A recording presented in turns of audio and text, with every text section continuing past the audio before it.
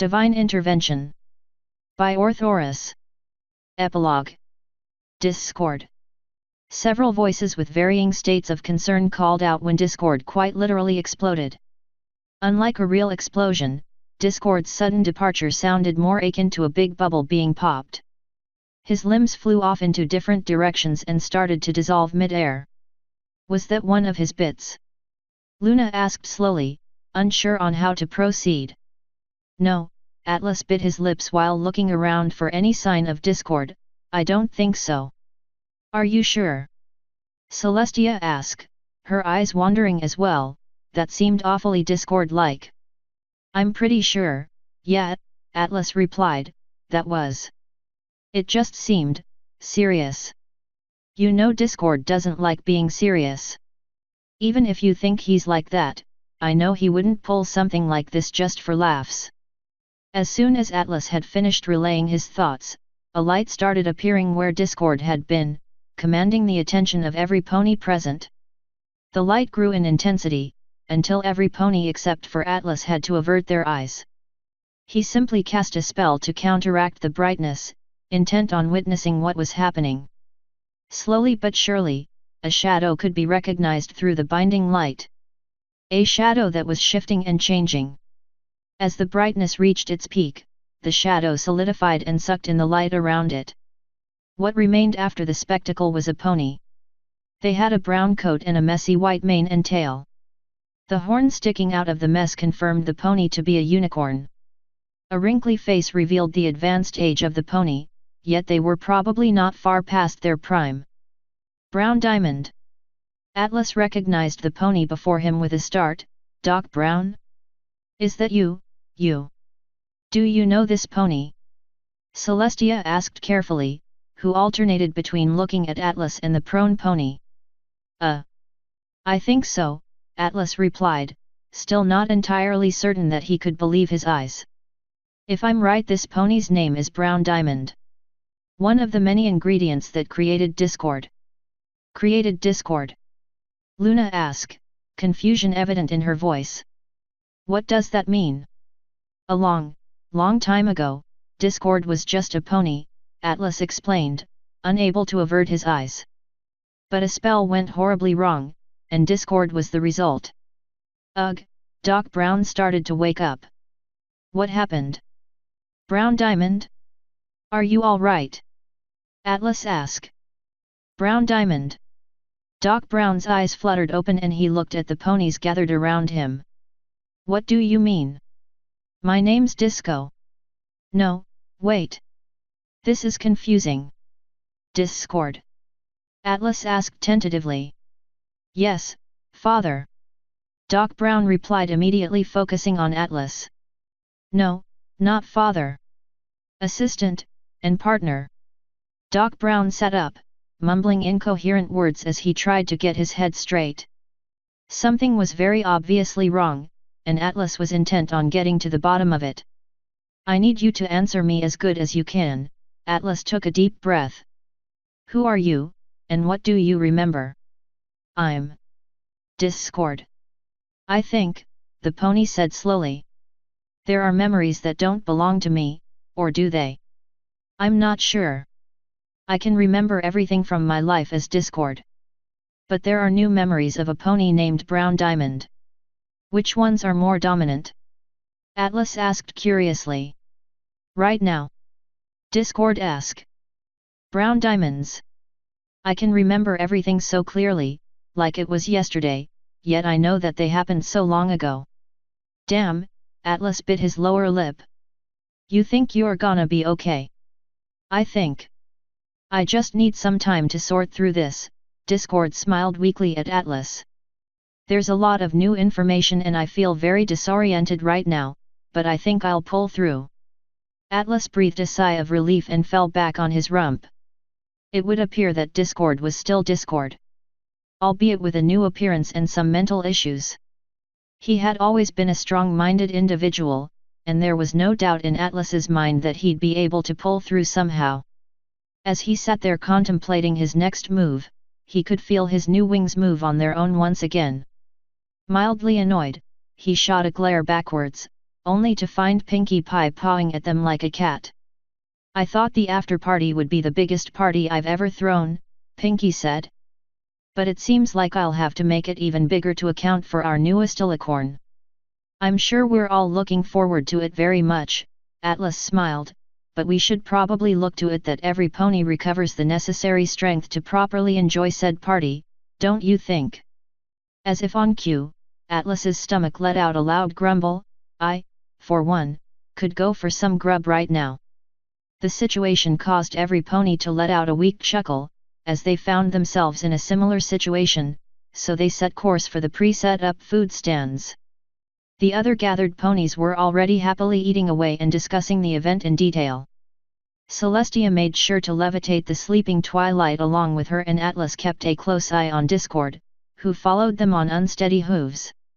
As Atlas walked at the spear point of their formation, he let his eyes wander the array which now lay dormant.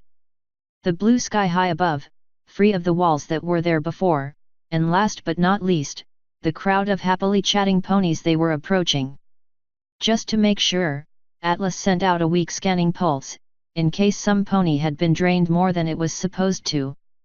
Much to his satisfaction, everything seemed to be in order, aside from the two strange pings he felt when he scanned the population the first time.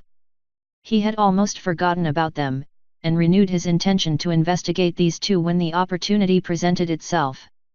Yet, seeing as they had all just survived a potentially world-ending catastrophe, these plans were put on the back burner. After all, tomorrow was another day.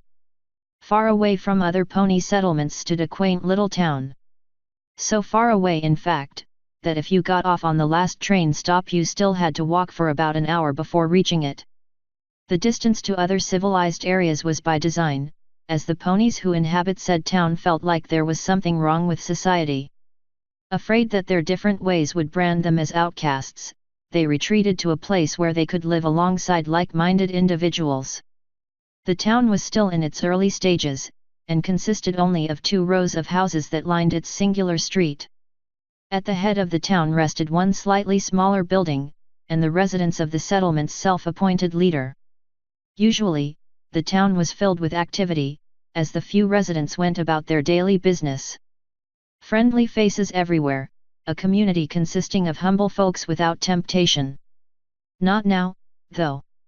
Not a single sound could be heard in the town, even though its residents were out and about.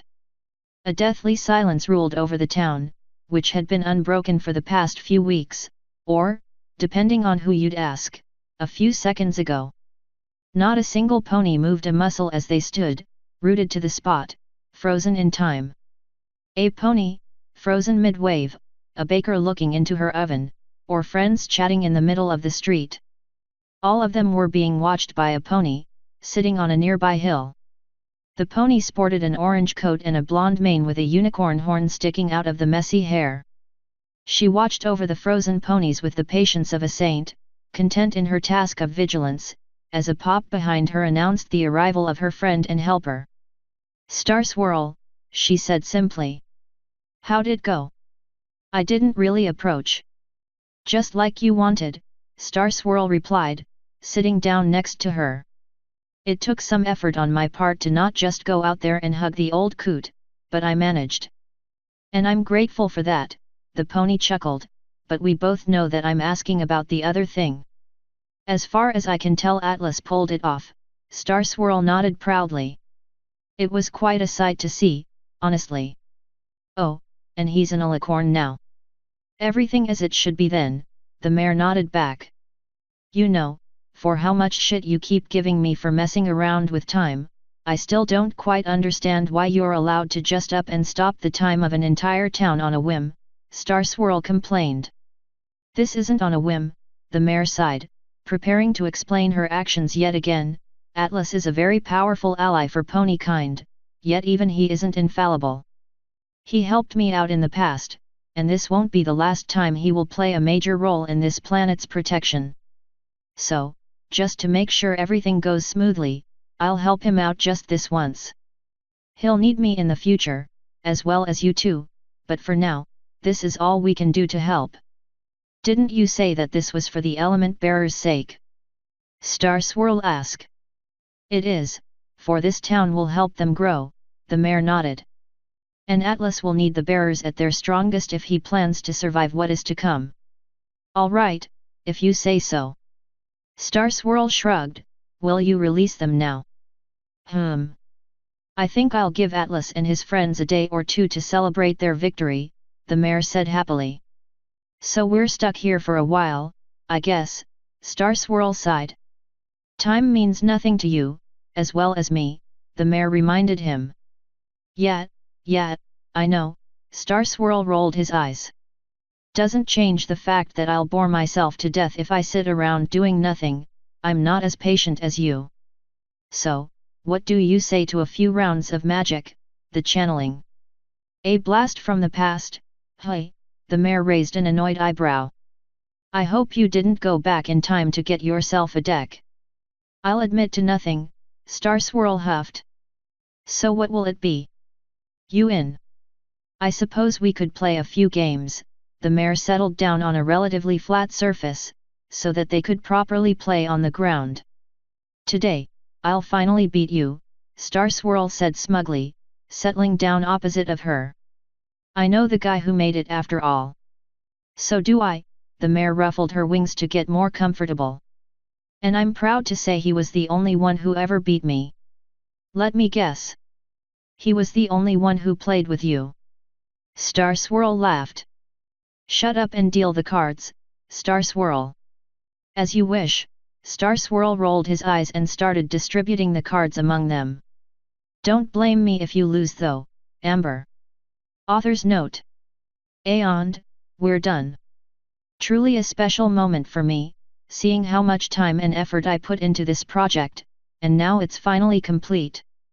As I've hinted at in the last chapter, this isn't the end by any means, and there'll be more to come, with and/or without Atlas. If you're interested in what is to come, check out my blog post here. Blog post. With a special guest appearance of the absolute madman, the one and only, Azrael, as an editor. As well as the elusive, now mostly Discord admin, Kilobytes, as a proofreader. As always, Soren Mercer helped out as well in the proofreading department. Love you guys, laughing face. Today's chapter was brought to you by this song. This was the first song I've ever included in an author's note, and what better way to end it, than how it started. Come join us in the Discord channel. Lonk. Or the official Divine Entertainment group. Divine Universe. End author's note. End epilogue.